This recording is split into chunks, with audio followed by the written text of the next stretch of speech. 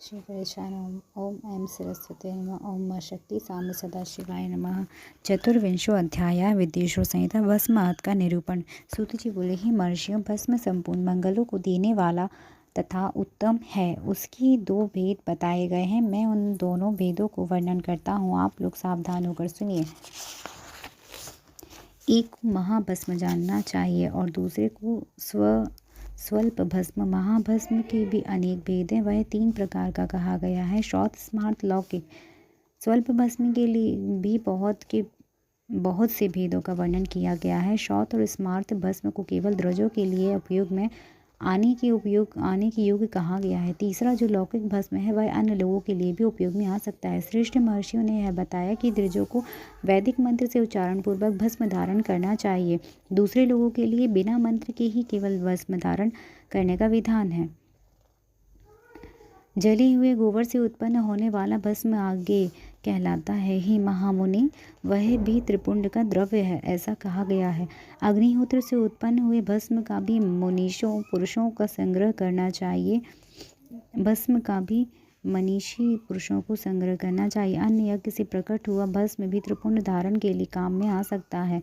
जवालोपनिषद में जल में आए हुए अग्नि इत्यादि 7 मंत्रों द्वारा जल मिश्रित भस्म से धूलन करना चाहिए। महर्षि जवाल ने सभी वर्णों और आश्रमों के लिए मंत्र से बिना मंत्र के आदर पूर्वक भस्म से त्रिपुंड लगाने की आवश्यकता बताई है। समस्त अंगों में सजल भस्म को मलना अथवा विभिन्न अंगों में तिरछा त्रिपुंड लगाना, इन कार्यों को मोक्षार्थी पुरुष प्रमासी भी न छोड़े, ऐसा श्रुति का आदेश है। भगवान शिव और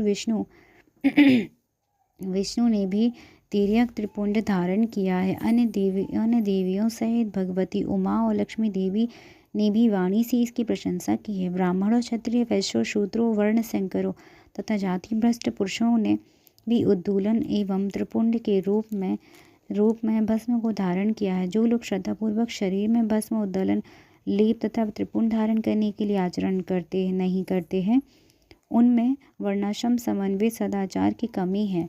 जिनके द्वारा श्रद्धापूर्वक शरीर में भस्म, लेप तत्व और त्रिपुंड धारण का आचरण नहीं किया जाता है, उनकी निर्मुक्ति करोड़ों जन्मों में भी संसार में संभव नहीं है। जो श्रद्धापूर्वक शरीर में भस्म, लेपन और त्रिपुंड धारण का आचार पालन नहीं करते, उन्हें 100 करोड़ कल्पों में भी शिव का ज्ञान प्राप्त नहीं हो सकता। जो श्रद्धापूर्वक भस्म, लेप तथा त्रिपुंड धारण नहीं करते, वे महापातकों से युक्त हो जाते हैं, ऐसा शास्त्रों का निर्णय है। जो श्रद्धापूर्वक भस्म, उद्दोलन और त्रिपुंड धारण नहीं करते, वे उन लोगों का संपूर्ण आचरण विपरीत फल प्रदान करने वाला हो जाता है। हे मुनियों, महापातकों से युक्त और समस्त प्राणियों से द्वेष करने वाले वे ही त्रिपुंड धारण और भस्म, उद्दोलन से अत्यधिक द्वेष करते हैं। जो आत्मज्ञानी मनुष्य शिवाग्नि अग्निहोत्र का कार्य करके त्रयामुष जन्मदग्नि इस मंत्र से भस्म का मात्र स्पर्श भी कर लेते हैं, त्रयायुषम जमदग्नि है, इस मंत्र से मात्र स्पर्श भी कर लेते हैं भस्म का, तो वह समस्त पापों से मुक्त हो जाता है। जो मनुष्य तीनों संध्या कालों में श्वेत भस्म के द्वारा त्रिपुंड धारण करता है, वह समस्त पापों से मुक्त होकर शिव सान्निध्य का आनंद भोगता है। जो व्यक्ति श्वेत भस्म से अपने मस्तक पर त्रिपुंड धारण करता है, वह अनादिभूत लोकों को प्राप्त कर अमर हो जाता है। बिना भस्म स्नान के ईश्वर अक्षर ओम नमः शिवाय मंत्र का जप नहीं करना चाहिए।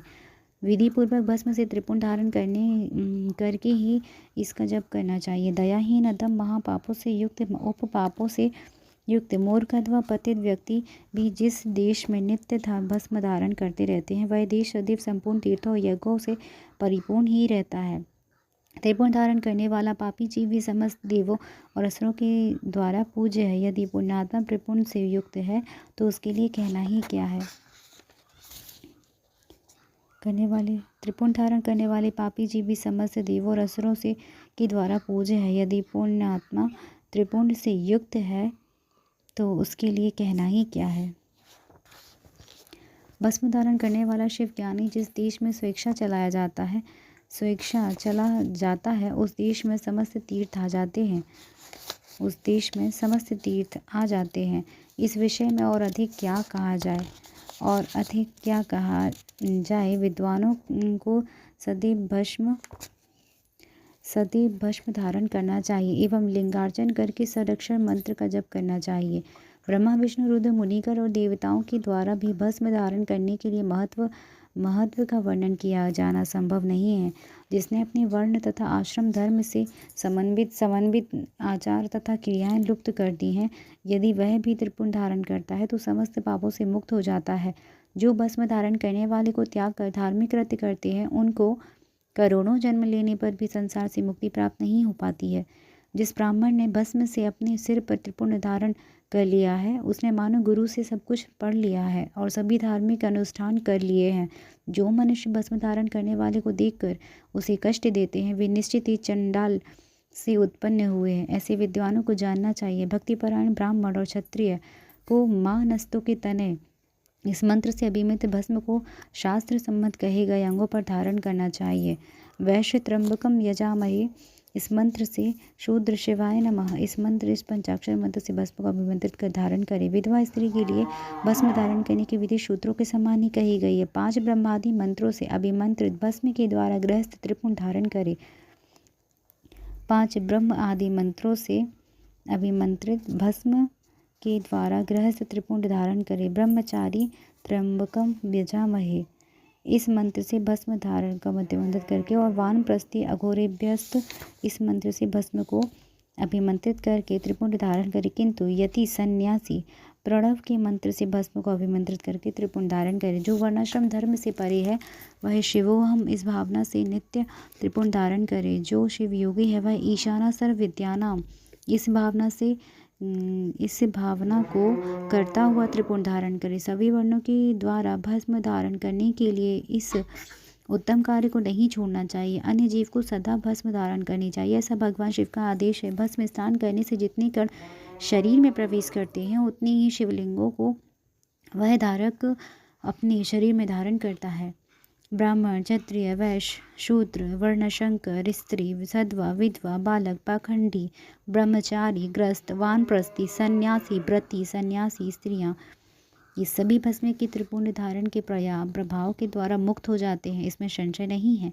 जैसे ज्ञानवन या अज्ञानवश धारण की हुई अग्नि सबको समान रूप से जलाती है, वैसे ही ज्ञान और अज्ञानवश धारण की हुई भस्म भी समान रूप से सभी मनुष्यों को पवित्र करता है। भस्म और तथा रुद्राक्ष धारण के बिना जल अथवा अन्य को अंश मात्र